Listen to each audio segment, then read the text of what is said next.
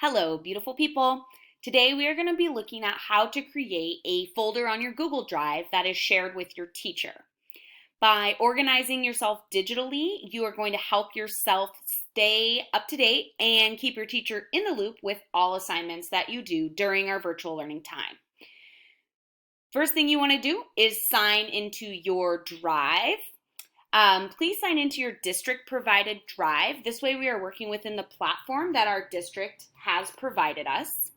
And once you're on your home drive screen, you're going to go ahead to the top left corner here and you're going to click this plus sign that says new and select folder.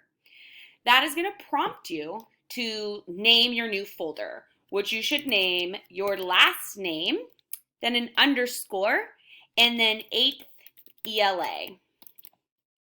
This way we know who you are and you know what class you are working on. Once you do that, your folder will show up on your drive.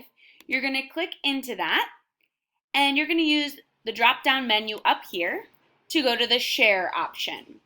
When you go to that share option, you are going to add your teacher via their email address here in this spot here. Your teacher should provide you with their Poway Unified address. Mine is adykes@powayusd.com. You're going to select your teacher when they pop up. And then when you click that, you're going to click here and uncheck the notify people. We don't want our teachers getting over 100 emails just telling us that you shared it with us. Over here, if you're comfortable, keeping your teacher as an editor is a great way to have them help and collaborate with you on your assignments. If you do not want your teacher to have that much power, you can simply have them as a viewer so that they can see your folder and click into assignments and check your progress.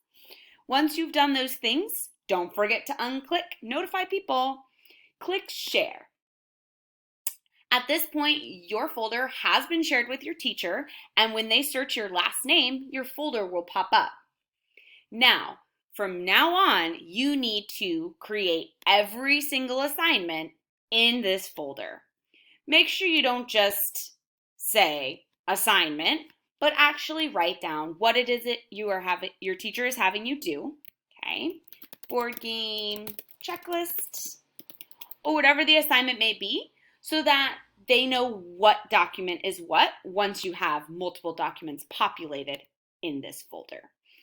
As long as you make everything in here, your teacher will be able to have access and help you out if you come across any technical difficulties.